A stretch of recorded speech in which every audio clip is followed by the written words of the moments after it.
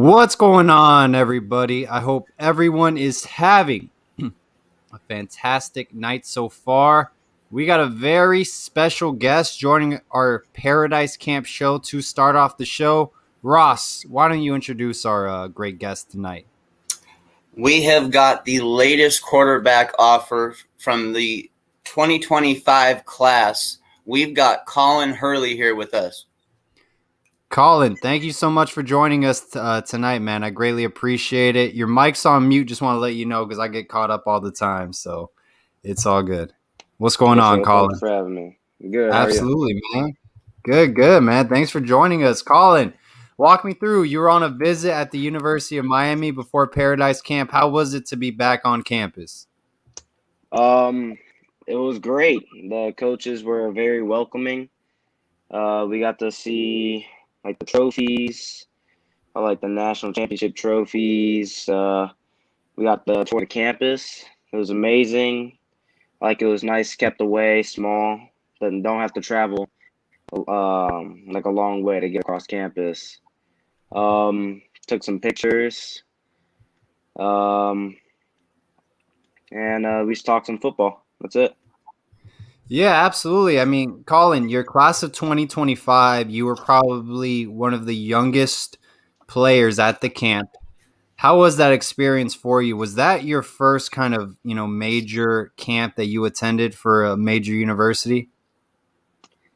I also attended the Elite Showcase FSU camp. Very Yes, sir. But that camp was amazing. It's very competitive.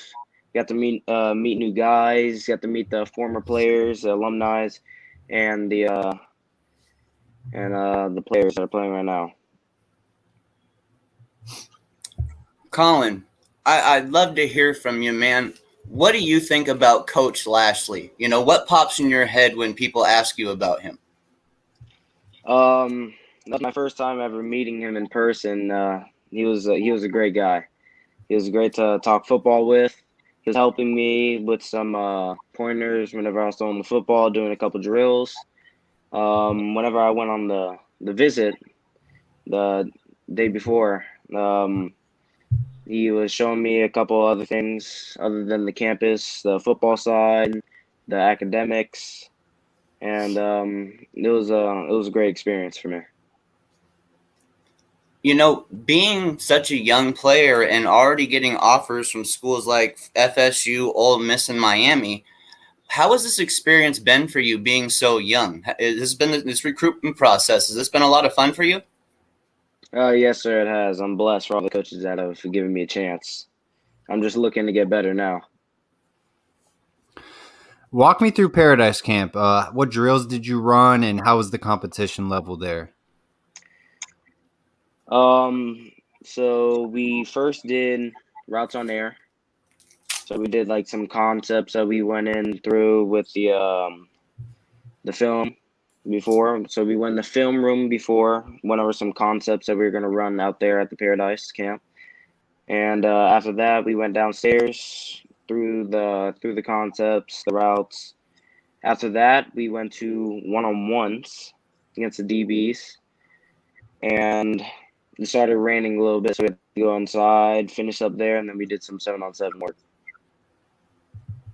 Awesome. And how was that competition level, being around so many great young high school football players? How surreal was that for you? You're going to be playing, you're throwing to some wide receivers who are going to be playing Division I football next year, basically, class of 2022 guys. So how was that for you? It was a good experience for me. I got to see how the DBs were, saw how fast they were down south. The receivers were great, working for the ball. They weren't quitting on the routes, running their routes perfectly. And the coaches were very helpful as well in teaching them. Colin, was there anything about any of the facilities at Miami that really caught your attention where you were kind of like, wow, that's impressive?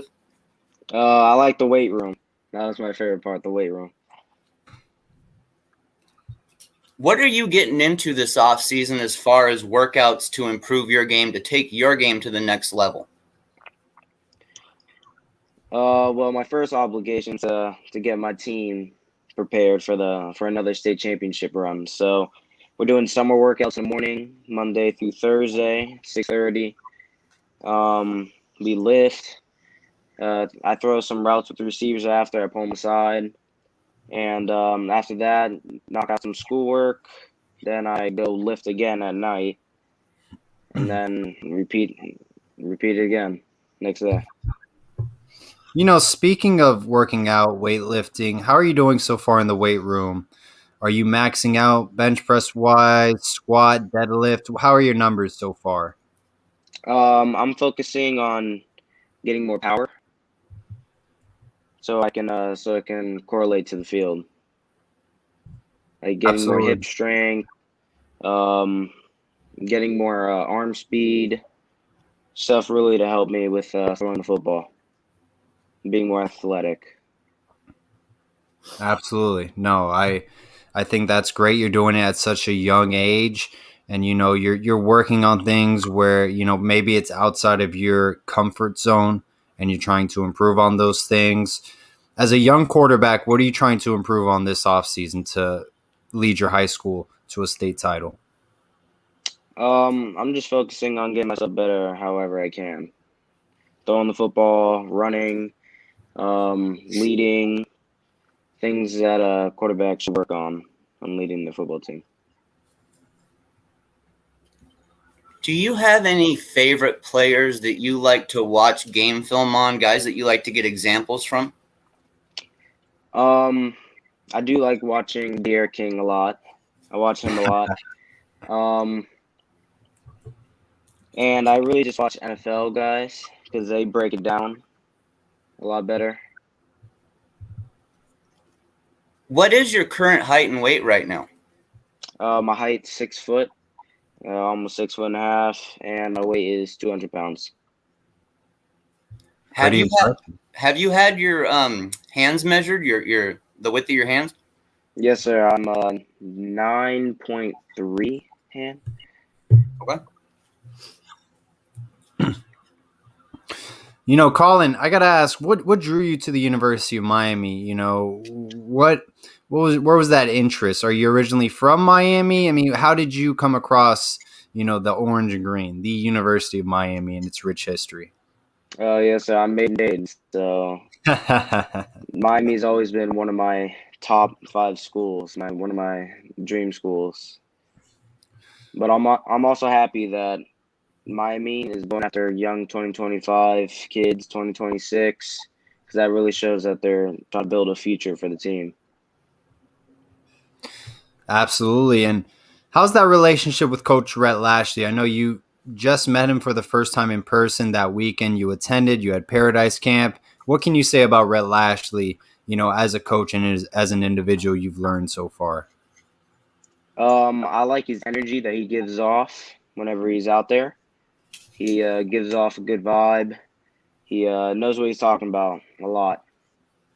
Whenever we were in the film room, he was breaking down the film for us, showing us like what reads that we should make on certain concepts. And if you made a mistake, he wouldn't bash you for it. He would pull you aside and tell you what you need to work on for that one throw or one rep. Colin, how do you describe your game? When it comes time for you to commit to your college in the future, what kind of player are they going to be getting in Colin Hurley? They're gonna be getting a dog. I got a dog mentality. I got good leadership. I know how to handle the team, know how to lead them. An athlete, an athletic passer. Like I know how to throw from different arm angles. Know how to work on my timing. Um, and also a dog in the weight room. That's what I am. When somebody says University of Miami football, what comes to mind for you? What do you think about first? I think about the alumni first. Ray Lewis, Michael Irvin. That's who I think about whenever they bring up that name. Ed Reed, Sean Taylor. Those are the guys I think about whenever they bring up Miami football. Colin, I gotta ask. You bring up you're a dog. I love it. At such a young age, how do you take that leadership role of the football team? Because the quarterback, is leading the huddle. They're one of the leaders of the football team. So how do you take on that leadership role at such a young age at the high school you're at?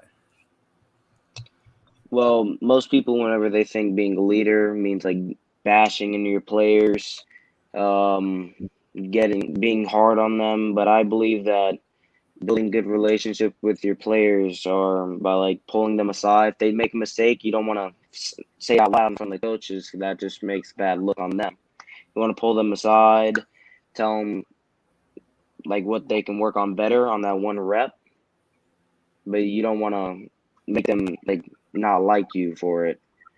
You want to make them feel positive and feel like they can do better. 100%. We've interviewed a lot of recruits, Colin. I'll be honest. For your age, you're very well spoken. You have a great head on your shoulders, and we're definitely very impressed with the way you handle yourself. And you're very mature for your age. You're very ahead, of being a class of 2025 recruit. And we've spoken with tons of recruits. So, man, I'm definitely left very impressed. And this is the first time I've spoken with you personally, and I know you're going to do great things, Colin. So Yes, sir. Thank you. definitely are. We're rooting for you. Thank Ross, you. anything else you wanted to add that you wanted to ask Colin while we have him on the show for right now? Yeah. I got one last question for you here, Colin. When you're getting ready on game week and you're studying film, what are some of the first things that you look for on a consistent basis that you try to break down on the opposing defense? For their tendencies, try to see what they do before the play happens. Like where, like, say they're running a cover 4, cover 2, trying to see if they have their butt towards the sideline, their depth, their leverage, where their eyes are at. Or if I see them get lazy off the line, I'm gonna tell my receivers like, hey, they get lazy. I want you to run a DJ, which is a fly in our terms. You are wise beyond your years, Colin. Honestly, it has been a pleasure to talk with you and to have you on. And I totally see why Lashley and them wanted to extend you an offer. I'm sure when they got a chance to meet you, they were just blown away. Yes, sir. Thank you. Colin, last question. I know I said that was my last question before, but I got to ask if someone brought it up. When you received a scholarship after Paradise Camp, what was going through your head at that moment? Well, if you're not born in Miami, and it doesn't, you don't feel the same. I was grateful for Coach Manny Diaz, Coach Rhett Lashley for offering me. I got a little emotional, not gonna lie. Started tearing up a little bit, but I just knew that I deserved it. I knew I've been working hard, and I'm just gonna keep on getting better from here. I'm not gonna stop. I love it, man. The comment section loves it. Colin Hurley, class of 2025. Colin, thank you so much for joining us tonight. It was a Thank you pleasure for having getting me, sir. to know you. Absolutely, man. And we're rooting for you, man, the rest of the way. So definitely, I know you got a long way to go, but we know you're going to do great things. Yes, sir. Thank you. Appreciate it, Colin. Have a great rest of your night. You as well. Thank you. Colin Hurley, everyone, class of 2025. First time I've ever personally spoken to him. Amazing young talent, very well spoken, young. I mean, he's literally a kid. I mean, he's class of 2025. Do the math in your head. That's probably 14 years old. I mean, I wasn't like that at 14 years old. So that's very impressive. You can tell he was raised the right way. Ross, you want to add anything that you've seen from Colin Hurley for underclassman 2025 and that well spoken with the Miami Hurricanes offer out the gate? Technically advanced and mentally advanced years beyond what what his actual age is. I mean, this is a kid that is displaying high IQ quality, the high IQ qualities that you want from a quarterback who's going to be a senior in high school, the things that you want to see from quarterbacks before they're going to make the jump to college. he's already starting to show that stuff at a young age. His grasp of leadership and the right way to motivate his team is something that really caught my attention. He was really he was blunt about it, and he was clear about it. And it was that he was going to support his teammates. He's gonna do it, sternly if needed, but he's gonna do it the right way. He's gonna build them up instead of break them down. That is major leadership qualities from a young kid. 110%. I completely agree. Look out for the name Colin Hurley in the next few years. All right, guys, let's talk about it. Paradise Camp 2021. Man, it was hectic. There were tons of recruits there. American Heritage Plantation was in the house. Earl Little, Marvin Jones Jr., by the way, that kid is going to be a stud. He looks like a day one college football player right now. He's going to contribute to any college football program. There's a little drama before Paradise Camp. Wesley Besaint throwing down the U. I want to hear in the comment section, what do you guys think about that? Ross, what did you think about Wesley Besaint throwing down the U? And then I'll get into a little bit more. I mean, you don't ever like to see it, especially right there with our rival and stuff. But the circumstance is, from what I understand, is this is a young kid who was on his visit that was having fun and just kind of participating in something that the FSU staff wanted them to do and the other recruits were kind of doing to have fun. I don't know if it was truly a direct shot at Miami, Paul. Like I said, it's never a great thing to see it, but it just doesn't bother me a lot in terms of my opinion on what might happen for us in the class as far as getting his commitment. It just doesn't change my opinion. I'll say one thing. I repeated this in Mark Rogers' TV show. Wesley Besaint is the best linebacker prospect probably in the state of Florida or in South Florida. And Omar Graham Jr., who's the second best linebacker in South Florida, is going to Florida State. So if Miami, let's say as a staff, gets together and says, you know what? We're going to turn our heads away from Besaint because he threw down the U. Well, guess what? You potentially could lose the two best linebackers in South Florida to Florida State. And right now, we're very much in it. When I was at Paradise Camp, okay, Wesley Besaint was decked out in all University of Miami gear. He's a 17-year-old kid, probably could be even 16 years old. He graduates next year, class of 2022. When you're pressured by an entire coaching staff at that young age, I don't know. Even myself may even be throwing down the U. I'm sure he didn't think it was going to be blown out of proportion. He seemed very timid, a little bit nervous during Paradise Camp. He was kind of reserved to himself. Listen, he's very interested in Miami. It was an in-the-moment mistake. I'm sure he owns up to it. He came to Paradise Camp the next day. He's got to be a priority, in my opinion. There's just no doubt about it, Paul. It would be a shame to lose him and Omar in that class. But, there's a guy that we're making some headway with, and it's a guy that's picked up some buzz lately, and that's Colin. We're really picking up some buzz right now with Colin, and he is definitely a quality linebacker option to add to this class. He, but not by any means, is going to change the class if it was just him by himself with some other random guys we haven't talked about yet. Don't get me wrong, he'd be important for that. But I think that he can be, especially with Wesley, part of actually a very, very, very solid linebacker class if we handle this right. Listen, Demario Tolan, seeing him live in person, look, he looks like a college football player ready to go, man. He's 6'2", 205, talking it up with John Beeson, Avante Williams out of Dr. Phillips High School in Orlando, Florida. If we miss on Tolan, he's going to go to LSU. This is a must-get priority commitment from the University of Miami staff, and I think we took an amazing step forward. Having him at Paradise Camp, speaking with a guy like John Beeson, with other former players, I think it was a great opportunity for this coaching staff to lay the groundwork, and now Miami is back in play, in my opinion, and they're trending upward after this visit and after attending Paradise Camp. Demario Tolan is definitely the priority number 2 for the University of Miami. And also, Devin Jackson out of Burke High School in Omaha, Nebraska. He's 50-50 right now with Arizona State and Miami. We all know what's going on. Arizona State is under investigation. There's pending sanctions. Who knows what could happen at that program? This is a golden opportunity for Miami to take all 3 linebackers. You take that as a huge win. If you get 2 out of those 3, I think it's still a big win for Miami. But to land all 3, this is going to be a huge opportunity for the class.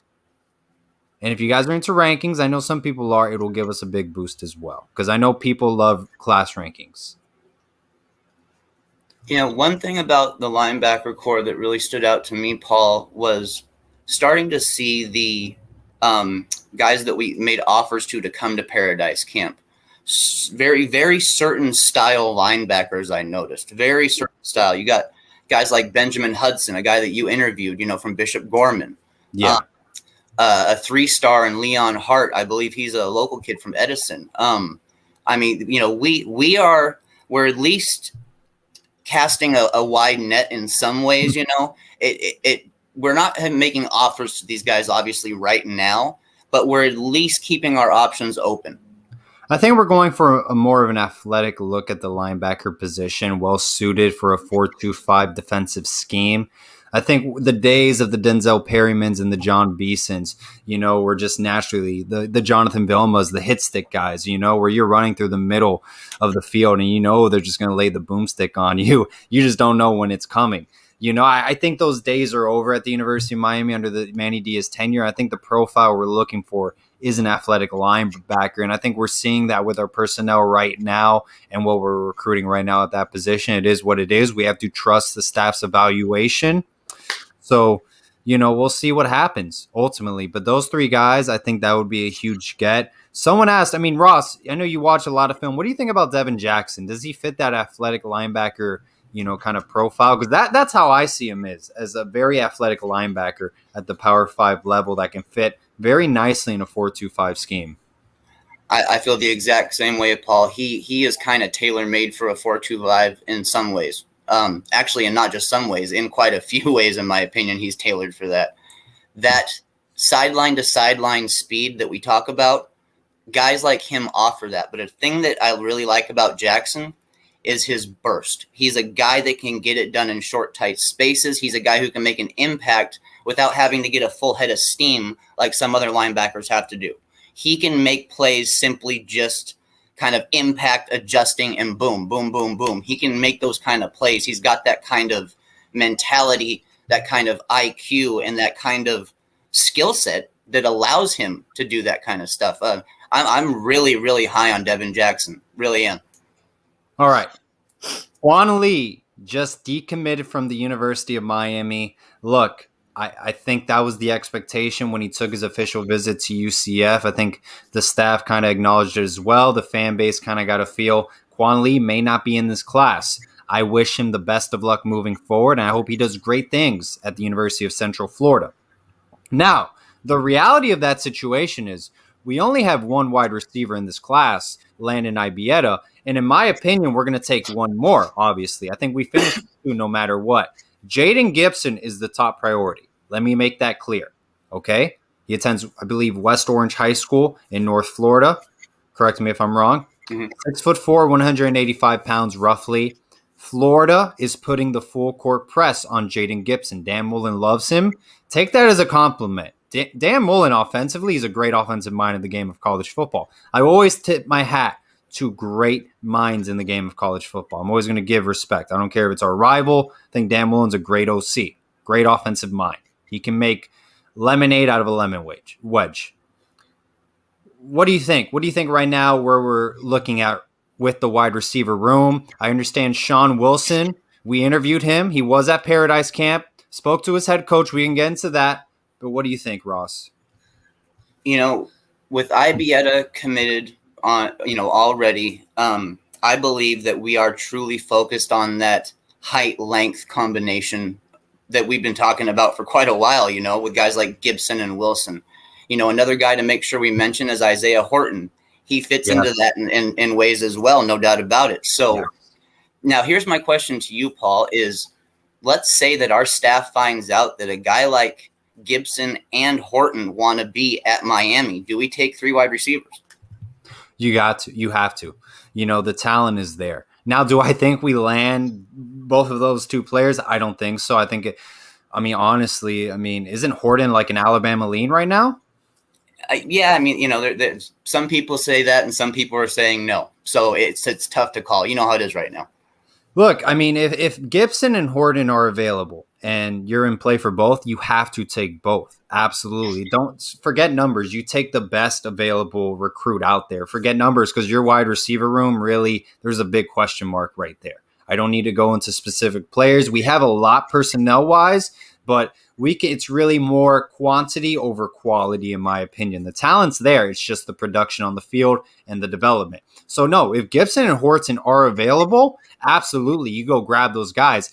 I just think it's going to be very difficult to land both of them or one of them. Because if we beat Florida out for Gibson, I think that would be huge. A North Florida recruit over the Florida Gators, who the Gators really want as their top priority. That is a huge win, and that's a statement win in the state of Florida.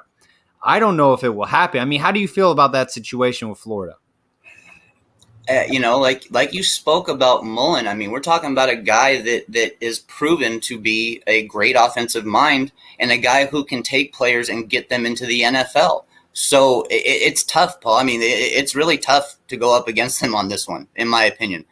I'm not saying we're out of it by any means, but it's tough. Okay, let's put this situation in play, Ross. Ready? Let's say Gibson goes to Florida. Horton chooses Alabama. What's next? What's next at the table? I truly believe that's where Sean Wilson comes into play. I really do, and that's why he was down at Paradise Camp, so our staff could get that up-close look at him. And from what I understand, he made some really nice plays while he was there. Got a chance to show off his height-length combination as well as athleticism and strength. That's one thing I like about Sean Wilson is we're not talking about just a twig. He's not just long, skinny like a lot of guys are at 6'4", 6'5", coming out of high school. He's building some muscle, and he's got the frame to put on more. So he could be looking at that jumbo wide receiver role or maybe even in the future possibly a pass-catching tight end weapon. Who knows? Yeah, that's the thing I see with Sean Wilson. I see a very athletic, great hands for his size. He's very, very comfortable within his own body. And you don't see that a lot with a lot of guys who are 6'5", 215. I mean, he's a legit 6'5". I mean, the guy is huge. He did phenomenal playing on the outside in wide receiver drills, one-on-one situations. And 7-on-7, he was killing it, man. He was catching every single ball. I think here's the thing. It's someone mentioned Skinner. And this is where I think it kind of plays everything. Anthony Jones, who was our take at tight end, he commits to Texas. Skinner was still in play as well. He was just here on a visit. I think if Skinner chooses another school, I think that's when we kind of take that gamble with Sean Wilson, and that he could be, in a sense, our third wide receiver we take in a class, and we take another wide receiver. He can be that hybrid. Let's see where he comes in at camp, and if it works well during spring camp or fall camp, whenever he comes in at the wide receiver position, we'll keep him there. If not, we can always switch him over to tight end because his profile fits a Power 5 tight end. By any means, he just needs to add a little bit more weight, but he's there strength-wise. He weighs 215. Put him at 230.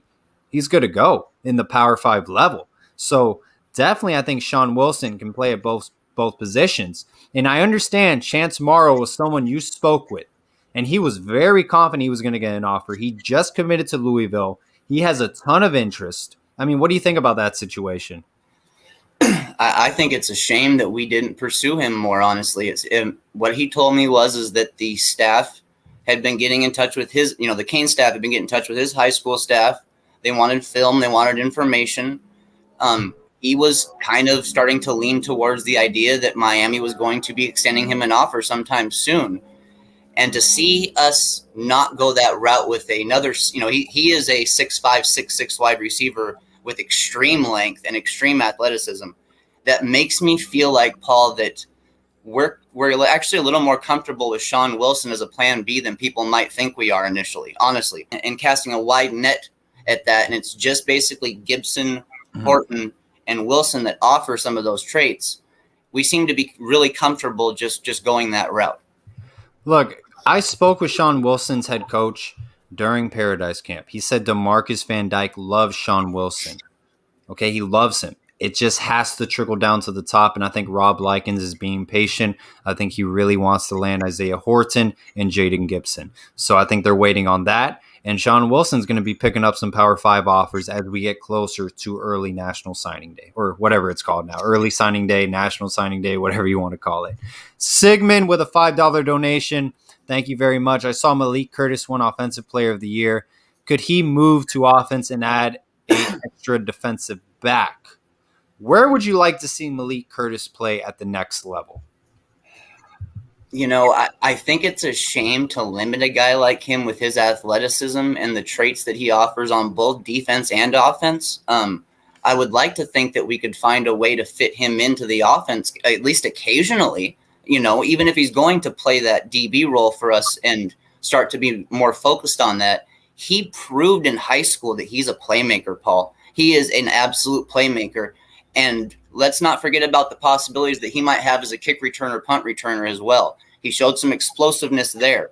So think about it. If he could do a little defense for us, he could do a little special teams for us and a little offense occasionally. That is that versatility that coaches love now.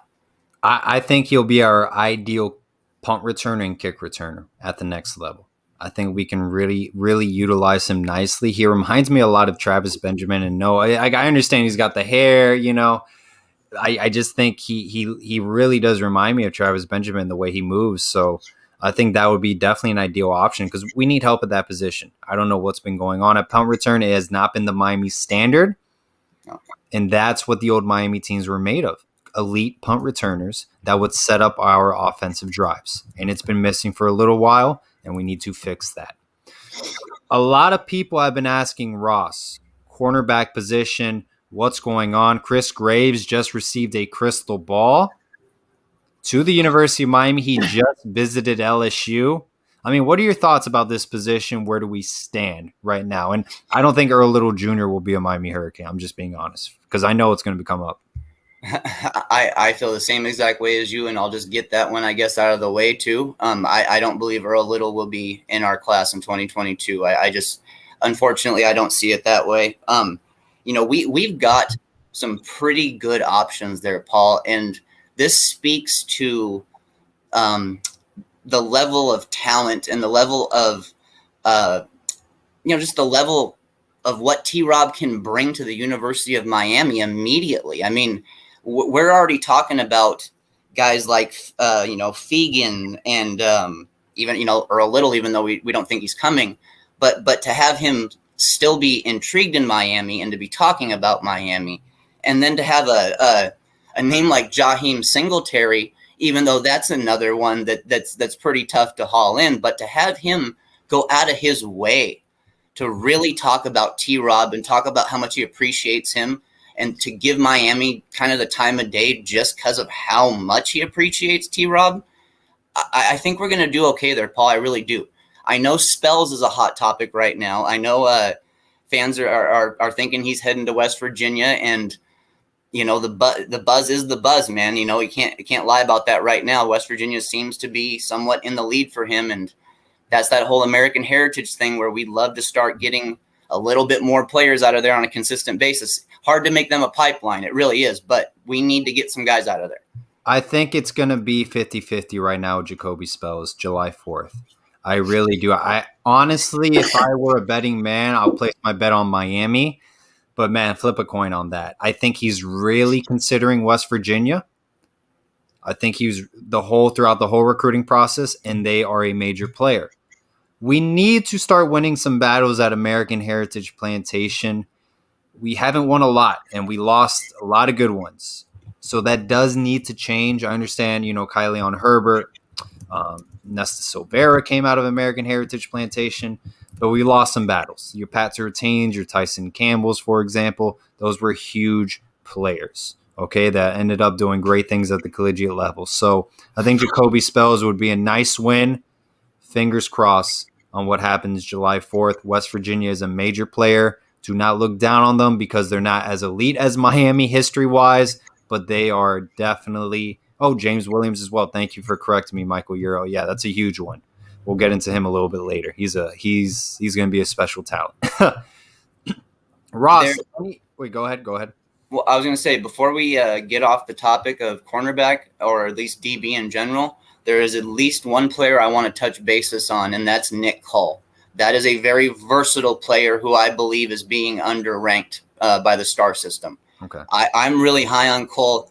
You know how I am, Paul. I like aggressive players. I like especially aggressive guys in the backfield. I want guys that are willing to get themselves right into the middle of the run game if they have to make stops. That's the kind of guys on the outside that I really want, and that's that mentality that I really want for us to have. He's just a player that I really wouldn't mind adding to that class. I think he embodies a lot of what T-Rob really, really brings to a staff as well. All right.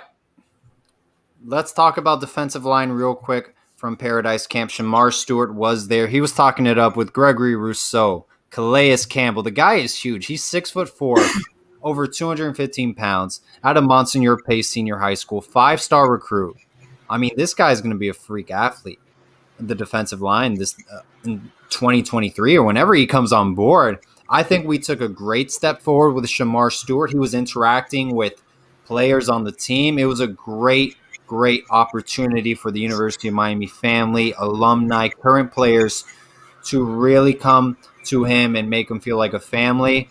And I think he wants to stay home, Ross. I honestly do. He's going to school in Opelika, Florida. He's in Miami-Dade County. Why not do it big where you're from? And I think that's going to play a huge factor for him. I mean, I would absolutely love to see him added to the class. I mean, there's just absolutely no doubt about it. We're talking about a dominant player, a guy with elite upside. If the hype is true, Paul, and the buzz is true, and Miami really is working their way up into, not just a top 5, but more of a top 2, top 3, and we're right there competing for that top spot, kudos to the staff. Like, seriously, fantastic work for them to even kind of get us to this point where just 2 years ago, we weren't even talking about guys like this hardly. So good job by the staff to at least get some elite players interested in Miami again. Speaking of elite players, Ross, someone we just interviewed, he was not at Paradise Camp. He was visiting Alabama that weekend. But, man, this kid is elite. Number 1 overall player in the state of Arizona. Number 26 overall player in 24/7 sports rankings. Anthony Lucas, 4-star recruit. Gabby Urrutia was even calling him a 5-star. This kid is the real deal. I mean, what do you think after our interview with Anthony Lucas? I think Coach Ishmael Aristi is going to play a huge role. He was recruiting him down at Texas A&M. Present day, he moves to Miami. He's the linebackers coach there. Anthony Lucas's father attended the University of Miami, was a little bit upset that they didn't offer him earlier. I think Anthony Lucas in Miami, you know what? I'll say it. I think he's going to be a Miami Hurricane. That's my bold prediction. Shamar Stewart, Anthony Lucas as your defensive line class, and you'll throw in the kid from Homestead, Dante Anderson. That's a huge win. That's a top 5 class right there. If you add the players we mentioned. Yeah. That's huge, bro. Anthony Lucas is a possible special guy on the defensive line. I mean, we're talking about a guy that has shown college level strength already. I mean, he terrorizes offensive linemen in Arizona. He just terrorizes them, dude. Like, if a guy is a little bit undersized and not strong, he is going to just mow them over. There's film of him simply pushing offensive linemen out of the way. It's almost like they didn't exist, This is a guy that would be fantastic in our defense, and I think it's a guy that Jeff Simpson would really be able to mold into possibly a star player at the college level. Listen, I'm telling you, man, we cannot lose out on Anthony Lucas. Like, it's kind of like we have the ball and we took the shot. We just need to make it. I think we're in a great position. I think Nigel Kelly ends up going to Georgia right now. Look, recruiting is crazy. Things can change in 2 weeks and 1 week. You don't know what's going in on a player's mind. Avante Williams shocked everyone when he picked Miami. Even their cake was colored in Florida Gators. It was literally blue and orange. So you never know with recruiting guys. Ricky Williams wasn't going to come back for his senior year at Texas. He just changed his mind on the spot. He was just like, screw it. I'm coming back to Texas. So just remember, these are human beings and their minds can change just like everyone else, regardless of what everyone is saying. So take everything with a grain of salt. But as of right now, I think Malik Kelly will be a Georgia Bulldog. And I think the players we're going after right now are going to be elite as well as Malik Kelly. Speaking of defensive line, let's switch over to offensive line because we had a very elite player visiting the campus, Jacob Hood. This kid is 6'8", 342 pounds from Nashville, Tennessee, Ross. You can, like, how do you even, seriously, you can't teach that. You're 6'8", you weigh 340 pounds. You're literally, I mean, like literally the size of the Eiffel Tower. How do you get through a guy like Jacob Hood? He holds offers from Georgia, Miami, and Auburn. If Miami doesn't take him, he's going to be a star in the SEC. And he's a 3-star. Yeah. This guy, his size alone, just his size alone and his natural traits make him a Power 5 player, in my opinion. There's no doubt about it. I mean, even if the guy was simply just learning the position, teams would take a chance on him, kind of like a Carswell almost, where, a big, athletic, strong type of guy. Jacob Hood is what Garen Justice is wanting to start to add to our offensive line. Not just the overall just massive size, but these big guys who've got length as well and know how to use it. That's a big thing for us with going towards the dual threat quarterback or the more mobile quarterback setup that we want to get into on a consistent basis. I think it would be a shame to lose Hood, but I think we are in a fantastic spot to get him, and I think that we have a very, very good chance of getting him. Look, if we land Jacob Hood, guys, you take that as a huge win. Richard Hill said he reminds me of Bryant McKinney. Yes. No, he is literally, as a 2022 recruit, not even in the appropriate college football weight room. Yes, he's the size of Bryant McKinney. Put him in Coach Feely's strength and conditioning program. You have a future NFL player right there. Obviously, there needs some tweaking with his footwork, which is huge, okay? But no, Jacob Hood is the real deal. Coach Garen Justice just has to tweak him a little bit with his footwork, work on some things, and I'm telling you, this kid will be a star at the next level. Now, I want to mention someone else who picked up an offer after Paradise Camp. Please forgive me if I mispronunciate his name. They call him Snoop. Tapuve Amama out of the state of Utah. He is 6'4", 340 pounds. Holds offers from BYU, Hawaii, and now Miami. His body, when I saw him, Ross, at Paradise Camp Live, I said that's a Power 5 starting offensive lineman frame. Okay? Now, the thing with Tapuve, what he needs to work on, he gets away a lot at the high school level, is just his overall strength and power. Mm-hmm. He just can push people over. Where at the college football level, he needs to work on his footwork, his strides, because it's still not there. And that's where Garen Justice comes in. That's why I think he's rated as a 3-star recruit.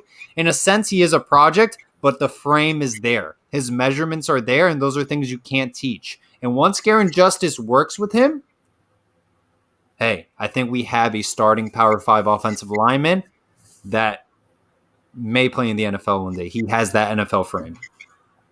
He, like you said, that frame that he has and the God-given strength that he already has is something that can't be ignored, and it's something that belongs on the Power 5 level. Yes, he's raw. The first thing that I saw when I watched his tape was this guy has to improve his footwork. I mean, he just has to improve his footwork. But that's something that Garen Justice has actually shown that he can do with some good-sized offensive linemen in the past. He's actually got experience taking guys who are raw like that, working with them for 2 or 3 years, getting things right, and then having them ready to go and contribute to the offensive line. Mm-hmm. I believe, I think it would take more than 2 years. I think he's a 3-year type of guy, redshirt 1 year, build his body up the following season, and then maybe the next season after that start to get him some back-end snaps in certain games. But by the time that third year rolls around after redshirt year, watch out, because he could be a starter, no doubt about it. Tapuve Amama, Hell of a player, man. We have over 110 people joining us 45 minutes in. We did this on the fly. We weren't preparing for this. It's been a roller coaster of a day yesterday. We had Trayvon Hill on the show, former defensive end, 2019 season. Go check that out. Hit the like button for this video if you can. We would greatly appreciate it. Subscribe to the channel if you're not subscribed yet. Means a lot to me that everyone took time out of their night to join the show. Another name that did visit out of Miami Central Senior High School, by the way, who probably will win the state title. And someone did a tweet, they're recruiting better than Florida State and Miami and the whole state of Florida because they just got Alfonso Allen from Hollandale High School, who I think is a 4-star recruit at the safety position committed to Arizona State. Miami Central is killing it right now. But Daughtry Richardson, offensive tackle, he is making his decision on July 26th. It is between Miami and Florida State. I think he's a heavy Miami lean, in my opinion. I think you put Daughtry Richardson at right tackle, Jacob Hood at left tackle. I think that's the future right there at the offensive tackle position. I'll take it, Paul. There's no doubt about it. And we've talked about how it would be a shame to lose out on a guy like Daughtry Richardson during a year where the local talent isn't as plentiful as normal. So for us to be able to take advantage of the good players that are there and still get them onto the Miami roster, that's an important thing for us. We're talking about guards. That always makes me think of Malik Agbo. I'm not quite sure where we are with him at the moment. Things have been kind of quiet, but at the same time, Agbo is a guy that kind of keeps to himself a little bit. He notoriously kind of goes out of his way to keep to himself in a lot of ways. So, it's pretty tough for us to expect to pull a guy all the way across the nation, but he's just a name that, is part of the mix. Ross, imagine we add Jaleel Skinner, Jaden Gibson or Horton, Malik Agbo, Snapuve Amama. We add Jacob Hood, Daughtry Richardson, Shamar Stewart, Anthony Lucas, Dante Anderson, Homestead Senior High School. That's a top 10 class. Yeah. That's a top 10 class right there. Yeah. And a lot of them are making their decisions in July. Jacoby Spells. Chris Graves coming in too. Yep. He's got a crystal ball. Imagine that. You put all those players together in this class. That's a top 10 class, guys. That's what it may shape up to be. Do you think that can happen, Ross? I think it can happen. I think that the realistic side for us is still a little closer to around number 15. But if we can get anywhere from between 10 and 15, that's fantastic considering how much talent we don't have right now locally. Normally, we get a lot more guys to pick and choose from. We get a lot more 3-stars and guys who have been ignored that we can dip into. But this year, we're having to make some offers to guys outside the area. We're taking some shots we normally haven't taken, but thankfully, some of those shots have started to work, like a Kamari Rogers. I mean, absolutely phenomenal. But I got to see us really close this out, Paul. I got to see us really take control of this hype and have it be something real and substantial for us. I really got to see it. At the end of the day, guys, you got to win games. Showing up against Alabama will make a big statement. Beating North Carolina, playing Clemson the ACC title game, and winning the ACC title game will only enhance our opportunities in recruiting even bigger. Ross, it was a pleasure once again to talk on this show, man. Thank you again for all that you've done. We had Colin Hurley on earlier. Very impressed with him.